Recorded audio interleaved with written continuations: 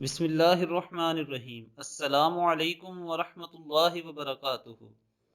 رسول اللہ صلی اللہ علیہ وآلہ وسلم نے ارشاد فرمایا، اللہ تبارک و تعالیٰ کا ارشاد ہے کہ جس شخص کو قرآن نے مشغول رکھا میرے ذکر سے اور مجھ سے سوال اور دعا کرنے سے، میں اس کو اس سے افضل عطا کروں گا جو سائلوں اور دعا کرنے والوں کو عطا کرتا ہوں، اور دوسرے کلاموں کے مقابلے میں اللہ کے کلام کو ویسے ہی عظمت و فضیلت حاصل ہے جیسے اپنی مخلوق کے مقابلے میں اللہ تعالیٰ کو۔